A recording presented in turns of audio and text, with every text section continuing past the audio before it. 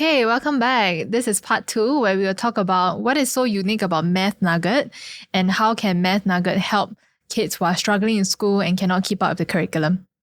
So Sandra, share with me, right? Just now you mentioned about how when kids start to struggle, it's never about their learning ability sometimes. And sometimes, a lot of times, it's about how parents put a lot of unnecessary pressure, right? So much so that they either send them to 2 or 3 tuition centers or sometimes even, go into the teaching mode themselves as parents, right? So in your perspective and based on what you see, right, what is the next thing for them? Because if you want them to let go, you want them to, not be so controlling, right? Then how can they kind of like match their pace? How can they relax and let go? How can they relax and let go? How can parents relax and let go? I guess is to it's really a mindset shift, I would say, right? Because if as parents we're always in a mindset of like, I want my kid to excel, or PSLE may have to score this, right? Your standard is AL1, please don't drop. If you're always so much in that mode, then we would forget that they are kids. And we would forget that, we need to take into account their mental and emotional well-being. So I guess what is the next step? Especially if your child is struggling, right? And not motivated. All the more, you should not be pressurizing them into it. So address the root issues. Send them to Math Nuggets. Because what is essential would be to help them enjoy learning in the first place. If they're not going to enjoy learning, they're not going to open up their mindset, their mind to learning. Whatever you do, you hire the best teacher. If they're not absorbing, they're not listening, that's not going to happen. Yeah. And let's talk about Math Nugget now, right? It's a very interesting name. Because nugget, I think about chicken nuggets. Yeah, hungry, right? So why do you call it Math Nuggets? Firstly, who doesn't love nuggets, right? Yeah. Yes, you're right. Oh my gosh. All children love nuggets. The only thing they order from Max is nugget meal. Nuggets, yeah. So why nuggets? Because of the way I teach. So having dealt with struggling students throughout my teaching career, we really need to go step by step. And so learning is like a cumulative one, right? You need to know the basics, then you can move on to level 2, then you can move on to level 3. So, and it's not just that. You need to ensure that every single piece of information or every concept that you teach is digestible. You don't teach the whole thing in one go, 2 hours, let's do this very cheap concept, right? But then after that, they go home with indigestion. Then after that, what happens? Vomit out, so nothing gets absorbed, right? Yeah. So that's why nuggets, because that is the core of what we do. We feed your children nuggets, not the real ones, but nuggets of like knowledge, right? So we break things up into digestible and bite-sized pieces so that they can like, digest. I get it, right? Okay, then we move on. Let's eat more, right? Yeah. Then from there, you can accumulate the bite-sized pieces and then form the entire concept or the topic that they're supposed to know. So it falls down into, falls back into the whole concept that learning is cumulative and step by step. So how is it like, the experience? Because I believe that there is still the primary school curriculum that people usually have to follow through, right? And there is certain set concepts and topics that will be covered in the exams, right? Yes. So if I go to Math Nugget today, right, how is the curriculum paced out for me? So of course, we do have our standard curriculum planned out for the year. So we generally 2 weeks ahead of school, right? And we, in order to do the bite size, in order to so-called customize the learning to a certain extent to your child, we do break the children up into different groups according to their learning pace and their competency. So generally, the class will be able to move as a whole and like together, because we won't have an A1 and an F9 kid together in the same class. Okay. So that's how we are able to not be have so diverse learning capabilities children in the same class, so we can address the issue. Yeah. Right. So we can have meet the students at their level and support them. So how does the bite size come from? Would be obviously, perhaps let's for ease of discussion, we have level 1, level 2, level 3 kind of questions. So in a not so fast class, we would tackle the level 1 questions, bit by bit. And if fine, you're okay, you're competent already, let's move on to the level 2 questions and bit by bit. Then of course, we're going to have to move on to the next topic. I cannot keep bit by bit and then make sure you can do the level 3 questions. Sometimes for some kids, you may not get there at a point in time. Yeah. We will keep it for later. Right, we're going to move on to the next topic. So again, bite size, give you. So of course, for the fast classes, one lesson, level 1, level 2, level 3, booms, we can reach ready. Then that's great, move on to the next topic. But for most of our students who are the struggling ones, sometimes we may only end up doing level 1 questions. And that's okay, because that's where you are at that point in time. We want them to feel happy about themselves, right? I'm not going to feed you level 3 questions now. I know you cannot one, right? So all the more, we're not going to do that. And then we're just going to slowly accumulate your competencies and celebrate small successes from there. And that's why our kids love coming for class. Because every time they come, they go back, they feel good about themselves. I did it, I can. It's not so hard, right? Because we are meeting them at their level. We don't give them level 3 questions, then they're like, I'm bad at this. I'm just going to give up. Then they shut down. I see. So it's almost like a gaming experience where you kind of clear levels. Oh, totally then. Yeah. Yes, it is. Okay. So if that's the case, right, that means I'm put into a class, and typically your class is of what size? Max of 6. 6. Okay. Very small group. So 6 means all 5 of them would be of the same level. So let's say we are all maybe like C5 students. Pretty much so. So we have like two different types of program for our math. So we have our weekly regular classes. So where all the for example, P5s, they will come and then they will do the learning where we cover like the topical aspects, and we also do some of the problem sums. So it's more like a whole, right? We teach you math in general so that you can tackle the entire paper.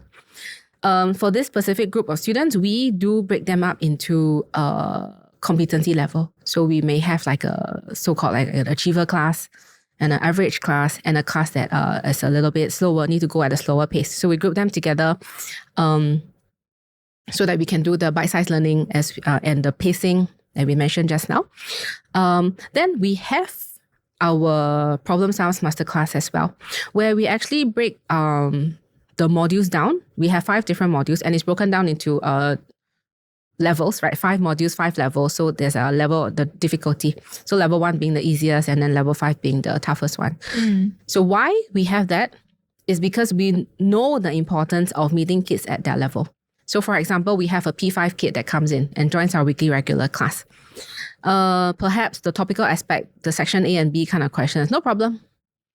But when it comes to the problem solving aspect, cannot do P5 problem sums, maybe still at the P3 level, basic model drawing, all these cannot do, don't know when to plus and minus.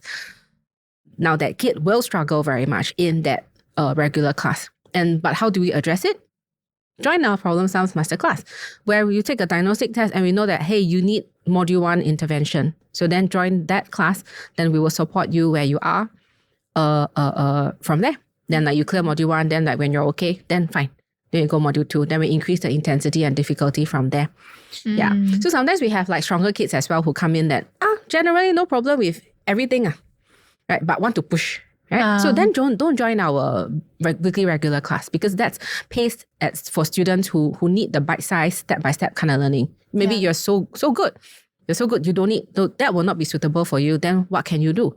Join our masterclass, but at a higher level. So that's why we're going to push you out from there. So just do so that's how we can actually customize and address the needs of different students. I see. So it's kind of like they're hopping around.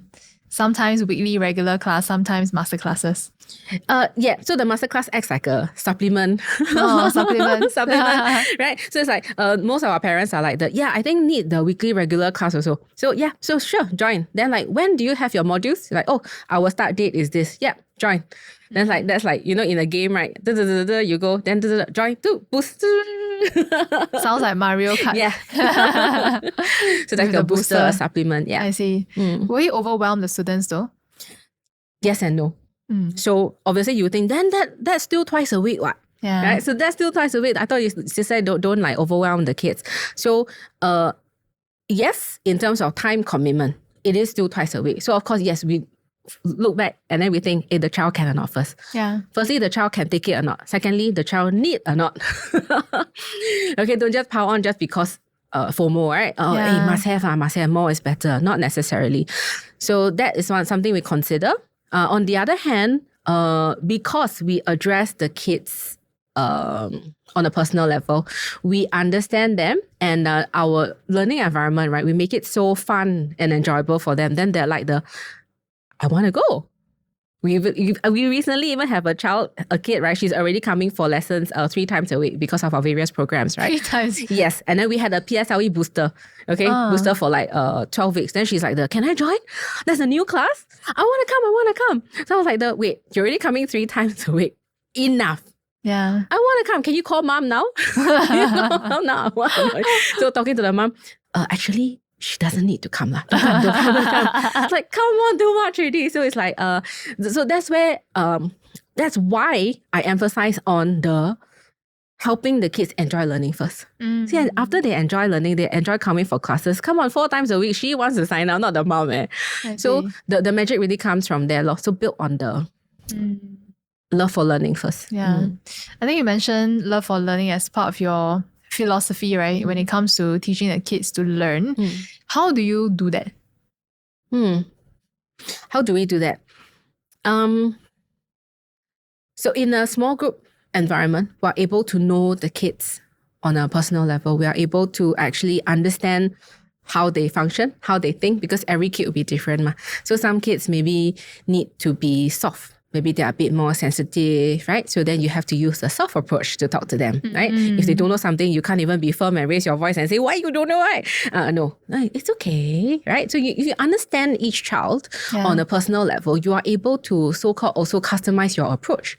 So in a class, I may have a kid that's more gentle, then I will speak to the child very gently, cannot scold one.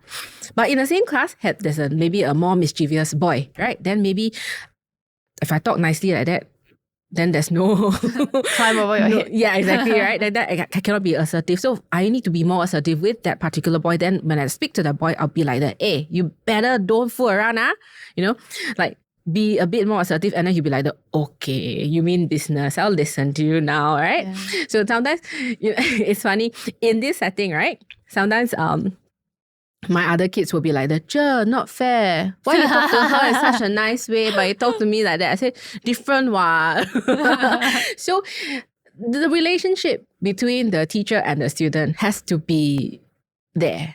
So the chemistry has to be there. You need to be able to be friends with them in a way, friends yet be an authoritative figure, still be assertive and firm when you have to.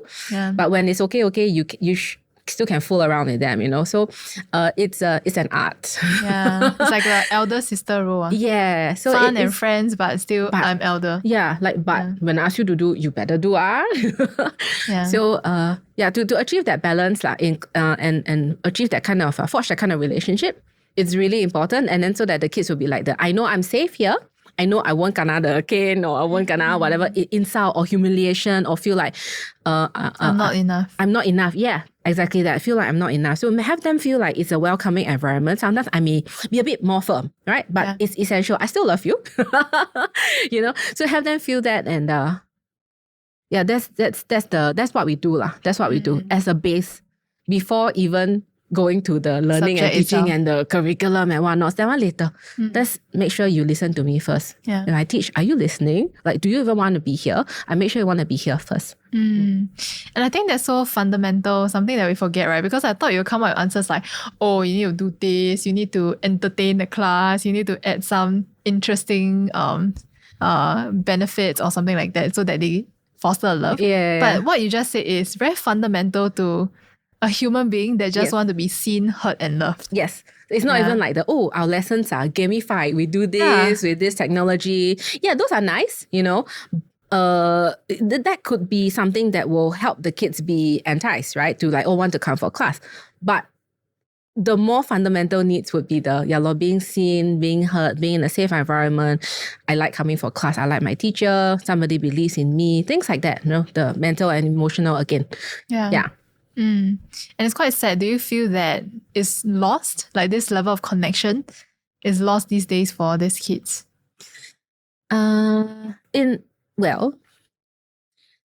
Generally, yes. So in this day and age, right, where everything is technology, screen, we face the screen. So the human interaction is very much reduced, right? You probably don't see your relatives or your distant relatives, your cousins. You probably don't play with them. Even if you meet them, you're on your devices. Correct. Right? So the human interaction, and then hence losing the relationship, right? So kids being kids, we are human. We still need the human touch. So I guess with this day and age, with the technology-wise, that is lost or drastically reduced. Yeah. How about parents? I mean, I would assume that, parents are supposed to provide be able that, to right? provide that, right? And I believe they really want to as well. Of course, for sure. As parents, we love our children for sure. We want to provide that, right? However, being again in this competitive age, right? Both parents are working, right? And after work, what do we do? Come back tired already, right? Can you still be involved? Maybe the first thing you want to be involved is the schoolwork. You okay or not? You can do it. I cannot do. Okay, can I coach you? Then after that, what happened to the bonding? Do you show that you love and care for your child? Do you actually spend quality time with them? So then this part is something that I think as parents, as a modern age like family these days, it's very hard to juggle for sure. Finances and everything, right? It's very hard to juggle, but it's something that again we cannot forget lah. Yeah. There's quite a lot of math tuition out there, right? So what's so unique about your approach in Nuggets Academy? What's so unique about our approach would be the way I guess the two things. One would be the breaking down of the concepts into bite size and making it digestible for children. And also to be able to group them up into classes, right? Yeah. Their competency levels and their learning pace. Then besides that would be how we get to know each child personally, not just their personality and their likes and their quirks, and of course on top of that their learning difficulties if they do have, and then understanding their learning gaps. Yeah. So we break things down and we go down to the fundamentals of why the child is not doing well, instead of just here is our best curriculum formed by the best teacher and everyone's going to go through the same thing in the same manner, in the same pace. Yeah. Like as a business, I would like to do that. In a class of 15, this is the best curriculum. I've got the top teachers to write this curriculum. They were trained by them. This is it. Sure, it's great. Right? But in a class of 15, then again, the kids who are not even motivated to begin with, they're going to be physically there. But are they listening? Maybe I don't not. think so. Yeah. I see. So we go down to the fundamentals of these to help the kids feel better about themselves and then learn better from there. Yeah. And it's quite strange, right? Because we had a conversation earlier and we were just thinking about how, I'm talking about majority, I'm not pinpointing, but majority of the tuition agencies out there, it's strange that they're supposed to help students who are struggling with studies, but sometimes they're not. Sometimes instead they'll focus on helping students who already have aces. Yeah. And they just want to do a bit more. Yeah. Right, which is very ironic. Yeah. To the fact that they are supposed to be tuition centers helping students who are struggling. Yes. Yeah. So do you see that as well? Very often, yes. But frankly, on a business, in the business aspect, right? If you look at it, by doing so, it gives you the boasting rights one. Then you can advertise to say that 100% of our students score AR1. Right? Yeah. Isn't that a good thing for business? It's great, right? Because the passing rate is 80%, or the A distinction rate is 90%. Then posting rights. So this is something that unfortunately in our case, we don't advertise ourselves that way. Because if we are taking in students who are struggling and failing, are we really able to transform 100% of them to scoring A's? We may be able to do for some of them, but that is not the main thing that we focus on. So the end results comes later. I'm not saying that we don't, but that's not our main focus. Yeah. Our main focus would be to help these kids believe in themselves again. And then from there, we will transform the grades out thereafter. A lot more personal development. Yes. While using Math Nugget as a medium, right? Yes. To help them get there. Yes, correct. Yeah. And because that's what I do best. Okay. Yeah, the breaking down of the concepts, that's what I do best. So I use that to help them build their confidence in the subject, and then from there, helping them build confidence in other aspects of their lives. So you write all the curriculum yourself? For math, pretty much, yes. Wow, okay. With the help of my team, of course. Yeah. And that was done when? How long ago? That was for math. It was done bits and pieces throughout the time when I was tutoring. When I was teaching, tutoring from during my one-to-one days and then until my small group that I was teaching small group classes at home. Yeah. Cumulative, basically. Wow. But I would say most of it would come from during the COVID time. The COVID time was when I started the Math Nuggets brand. And I really started to structure everything out nicely because purely out of love for my then students. Because COVID time, HBL, home-based learning, they don't see their teachers, then they can't see me also. Then are they actually learning? Most of them were blur like sotong, don't know what's going on. Aiyo. So I had to churn out resources, right? So that they can still learn without physically seeing me. Yeah, okay. So it was done out of pure love for my students at that point in time. Like, okay, how can I structure this so that, they can watch snippets of my videos and all, and then I still make it interesting for them, right? Yeah. So find that, hey, I'm watching Teacher Sandra. Hey, Teacher Sandra is on YouTube, Yeah, so... Again, I forgot. Yeah, that's great. So it's really about, so it was born out of love for your child for your kids that you teach during COVID, right? Yes. That means at that point in time, you had to struggle with the fact that you can't meet them in person and you can't correct them along the way. Yes. So the whole curriculum is built up in the sense of you might not even need a physical teacher to be there. Yes. Right? If you want them to really understand and follow through. Yes, correct. Because it's really that basic and really go that broken down, really. Such that you can just watch my video and like, that's what you're talking about. Yes. Yeah, and I believe no assessment books have that, right? Because assessment book weren't made for COVID times. It's just the final solution, right? Yeah. So sometimes, which is the first step, which is the second step, and then why do you do this? Why do you do that? It doesn't come with all the explanations, right? So that's what I did for them. Every single step. Why? Then I go through the whole grandmother story, which is essential for struggling students. Wow. Yeah, they don't just understand it like that. Oh, you do this because this. Then they won't be failing it. Yeah, that's true. So it's about forming that logic connection along the way. Very much that. Wow. It seems a lot of work. A lot. Really a lot of work. Are you publishing your assessment books? Working on it. Working on it. Yeah, working on it. Okay. It's a lot of work. Looking forward. So based on your methodology and philosophy for learning, right? How and what impact do you think you are creating for your kids? How and what impact? The end of the day, as we transform them, into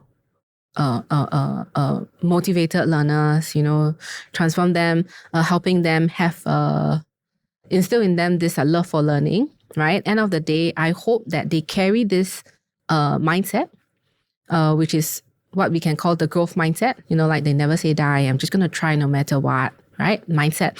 And bring it throughout their lives as they go into adulthood and deal with bigger hurdles and challenges. I want them to become positive, happy human beings. Yeah. Yeah. That is really the end goal that I want all our little nuggets that are studying, that are with us to take away at the end of the day.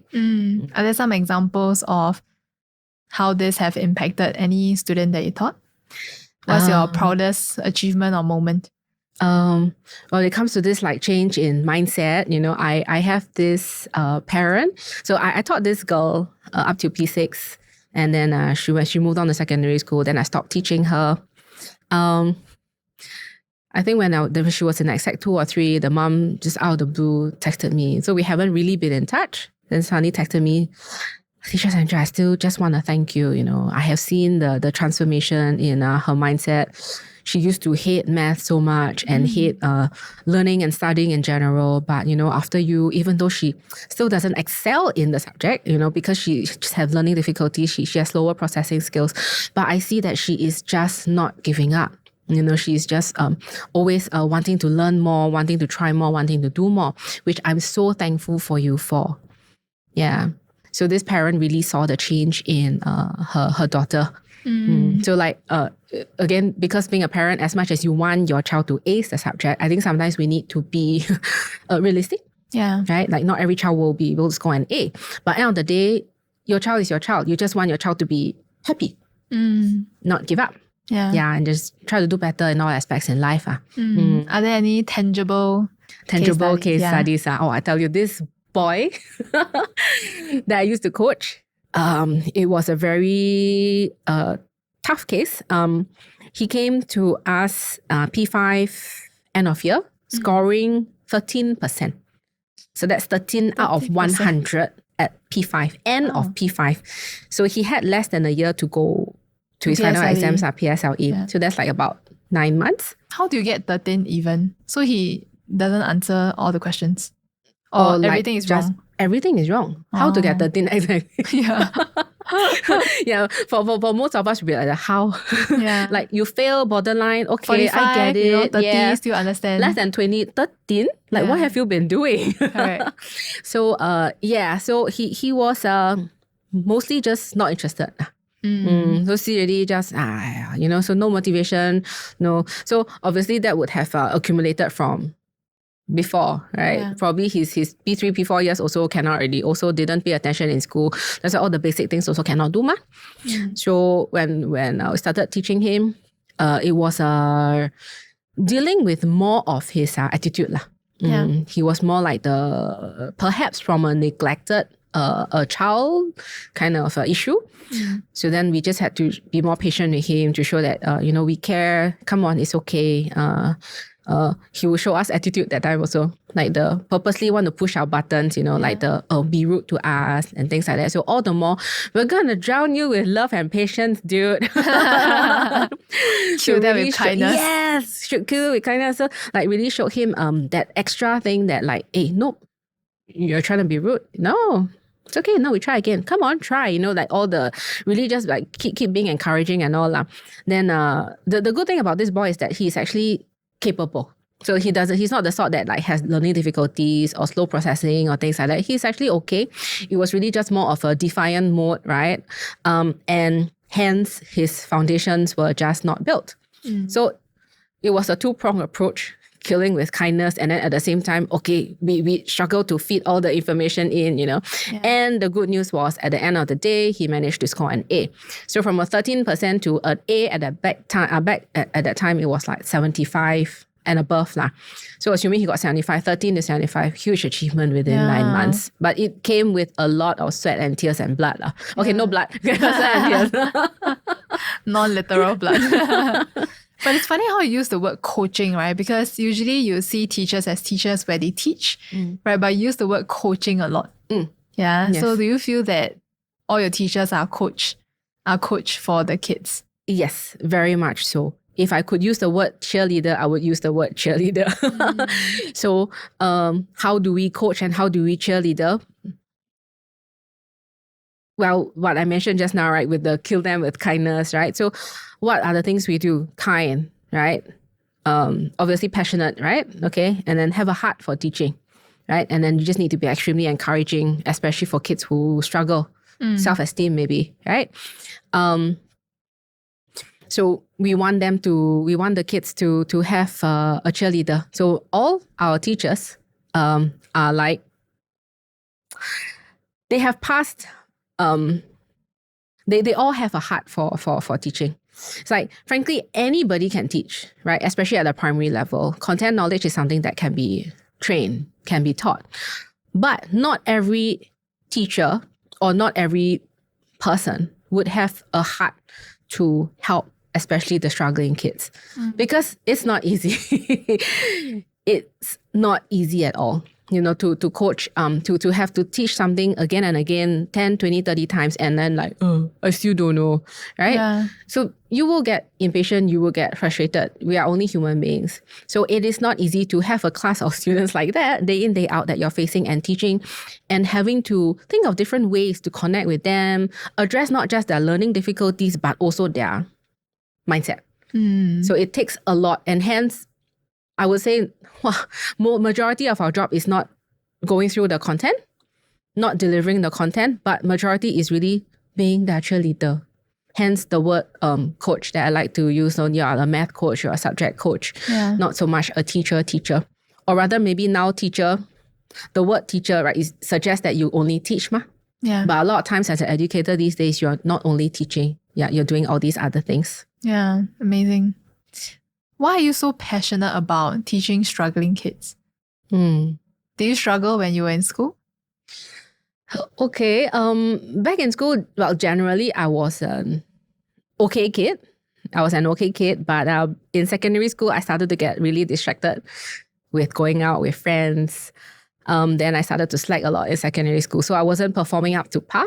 I guess I didn't find any motivation to want to do well. Like for what?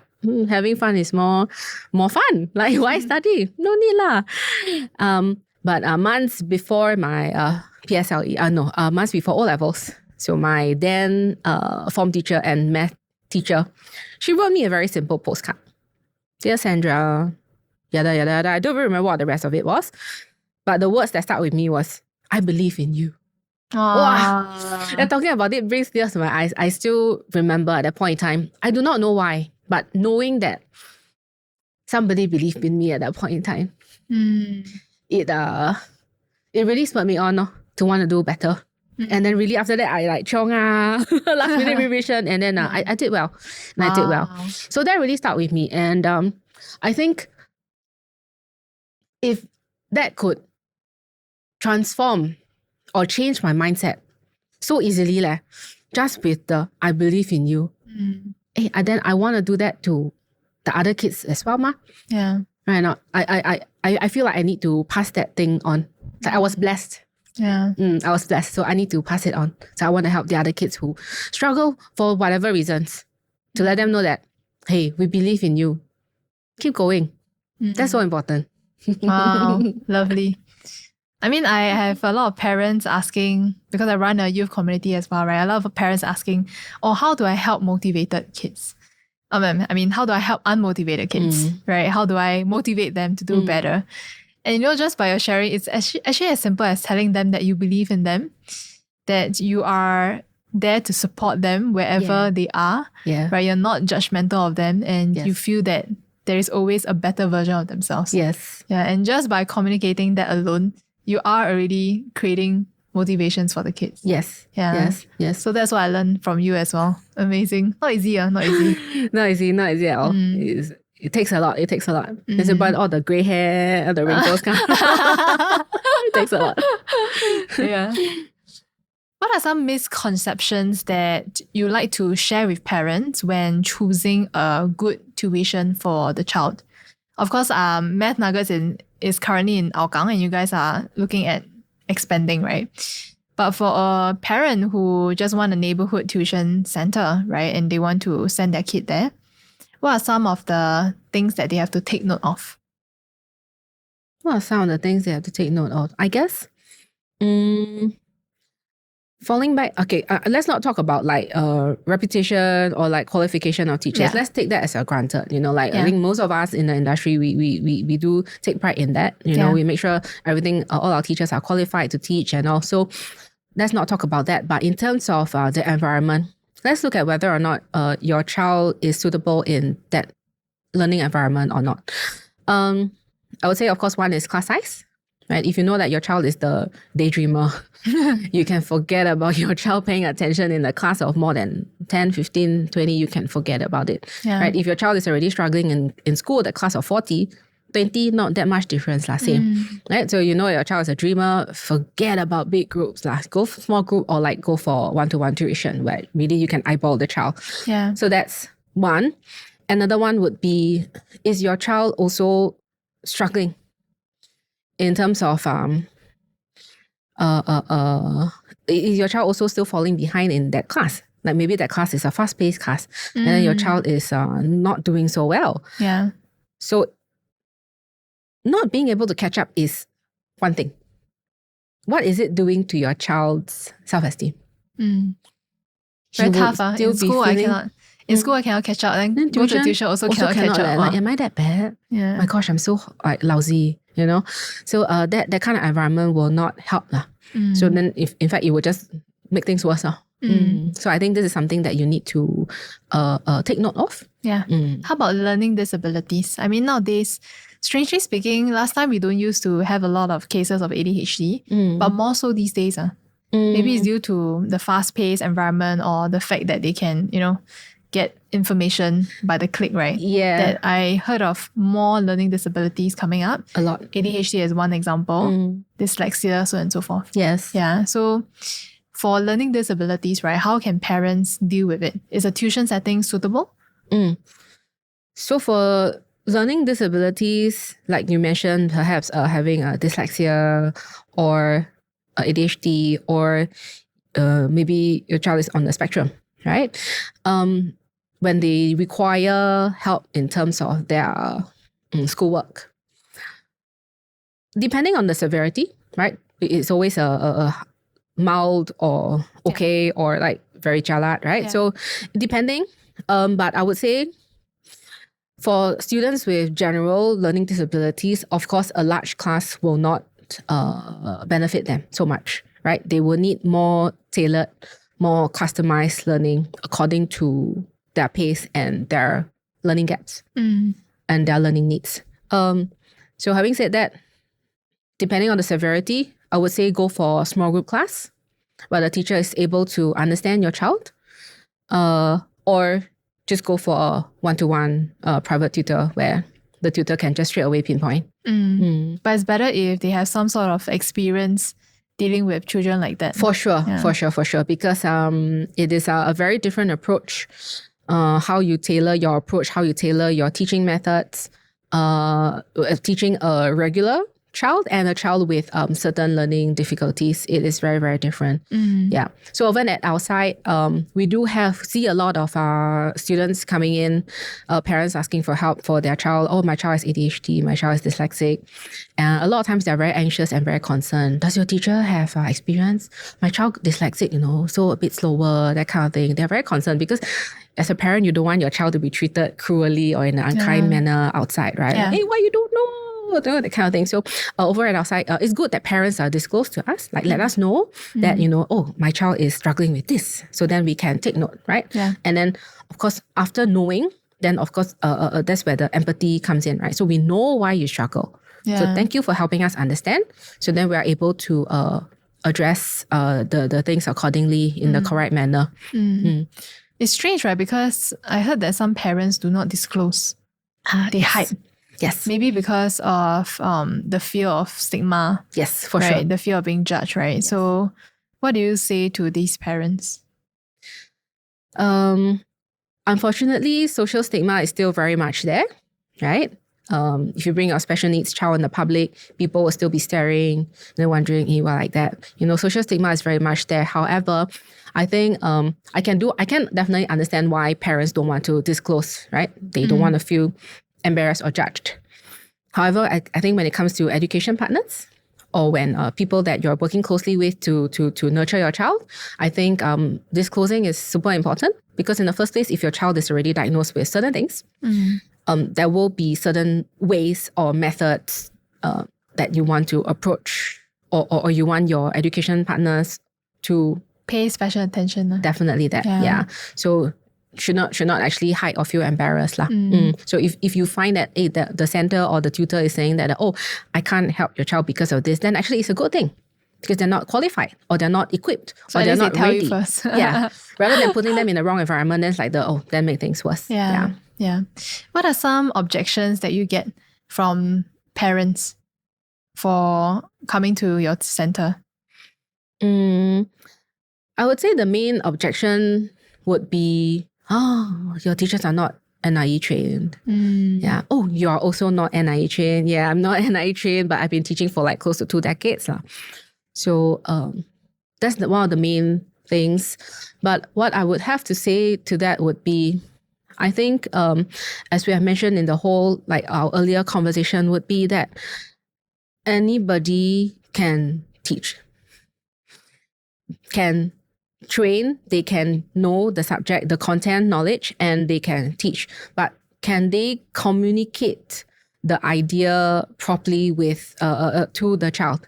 right? Again, different children, different, right? Are they able to adjust their teaching methods accordingly and communicate the ideas to each and different child? And also whether or not they have the heart to teach. Because frankly, coaching the kids is not easy. So if you do not have the heart to teach, you will not last in the industry. I give you 2 months, okay, fine, I give you 2 years. That's about it. You get burnt out and tired because it's a thankless job. Not your passion. Yeah, it's a thankless job, You keep getting stuff, the uncooperative kids, right? Sometimes they are not pleasant, right? But you need to change their behavior, right? That takes time. If you don't have that heart, the passion to teach, you're not able to. So over at our side, yes, our teachers are not NIE trained. Most of us have not taught in school. Right now, we do have a handful, 1 or 2, but majority of us aren't. But all of us have the passion and the heart to teach. So my teachers go through the interview process with me. Yes, I check whether or not they are qualified to teach, whether or not they're taught before, they've got experience, yada. Yes, I check on that. But the other thing is the vibe check. That's super important. Do you vibe with me? Do you love your students the way I love my students? Are you in for it? Like, are you sure you're gonna face this and this and this kind of student? Are you okay? I make sure that they have the heart for teaching. Because some teachers are in it for the wrong reasons. Just because, I don't have a job now, and this job is available, so here I am. No, you're not gonna last. You're not gonna be able to last. I find it hard to believe that there are teachers that can teach for many, many years, but don't have the patience to teach struggling kids. Have you come across before? Yes. Yes. It's okay. But it's just how you're wired. It's just how you're wired. So of course there are many teachers out there who are expert in the subjects, right? Like PhD in math or professor and things like that, right? But then they can deliver. And they're good at that, right? But that is just being good at delivering the content. You're good at solving, and then you're great at your content knowledge and whatever. But to deal with struggling kids, it's a totally different ballgame. Yeah. You can't do the delivery of showing how I know this, right? Wow, this is great. This theory, this concept. Yeah. For a regular person, you'd be like, wow, you know your stuff. I get it. It's nice. But for a kid that's struggling, they are wired differently. You need to really dumb things down to a certain extent, for lack of a better word, and break it down into like the crumbs. The nuggets. Yeah, the nuggets. That's where the nuggets come about. And then like this first, like building blocks, slowly then we adds on to that. So that's what this is about. That first. I agree with you. I have some genius friends that they are really great at subject matter expert, basically. Yes. Right? But they are really bad at teaching. Yes. And it's just how their brain is wired, because they are like up there already. It's like correct. Why don't you know this? Isn't it a given? Isn't this common sense? Yeah. So it's just very different. Okay. That's very interesting. Do you have any struggles when you were just starting your tuition business? Or maybe let's backtrack a bit, right? When did you start? Because you were doing 1-to-1. So at some point in time, there must be a trigger point that say, okay, I need to scale it. I need to open a center. And when was that? So, started 1-to-1. Then I did small group tuition I converted a classroom at home for that. Then COVID happened. Right, so COVID happened, and that was when I actually started the brand Math Nuggets, initially as a YouTube channel and as an online school. I was offering like courses and Zoom classes and all. So that was when I started to get exposure online, and I started to get a lot of feedback from parents, like wow, my son understands the way you teach. Like, wow, I love the way you teach. I keep wanting for more. Like, when is your next video? Like, I have fans now. And I have parents also coming to me to say that, my son didn't understand this concept for the longest time, but like once he watched your video, he got it.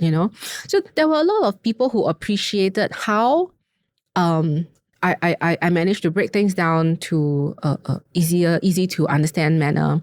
Yeah. And they welcomed my approach and my teaching methodology. And that gave me the confidence to like, wow, really? Like, you think I'm good?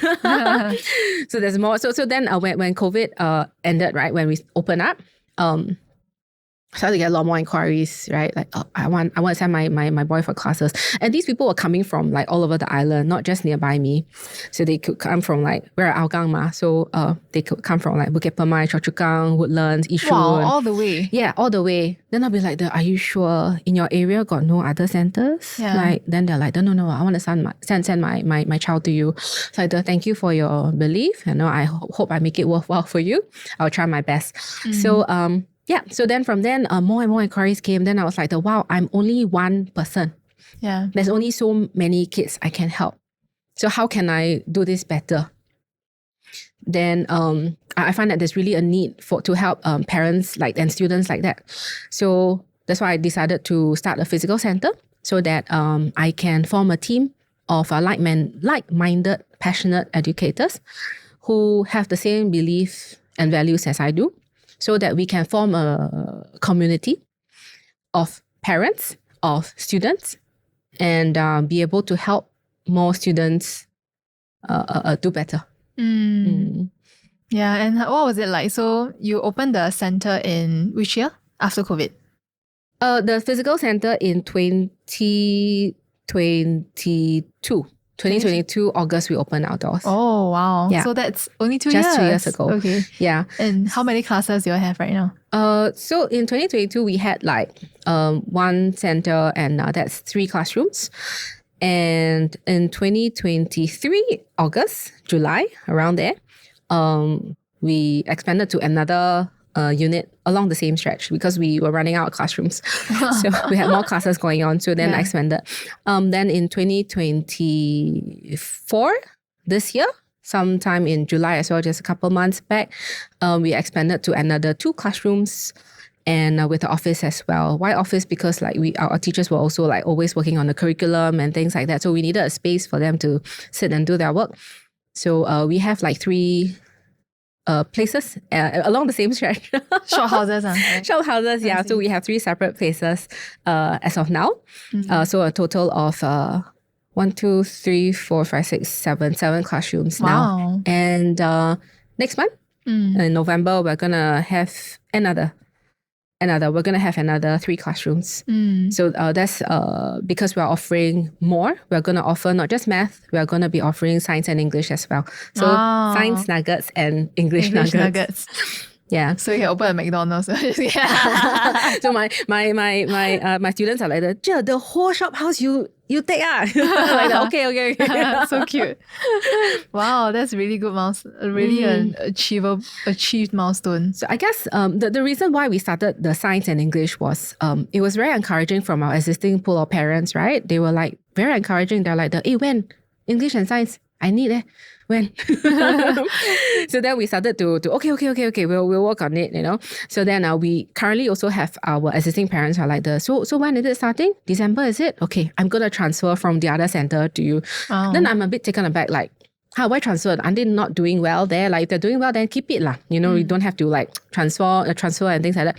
I don't know, because I believe in your commitment to your students. Oh. Okay. Wow.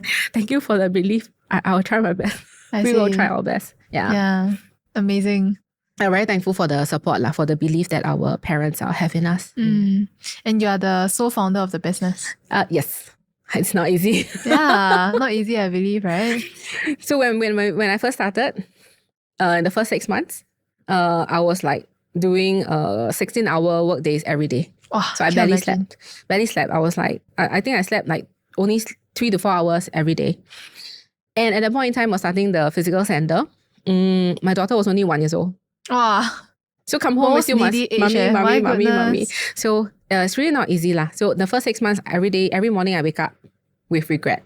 I mean, let's not don't overlap ma. Why do you have to overlap your timing, right? I don't know, it just came the universe told me that was the right time. Okay lah, fine lah.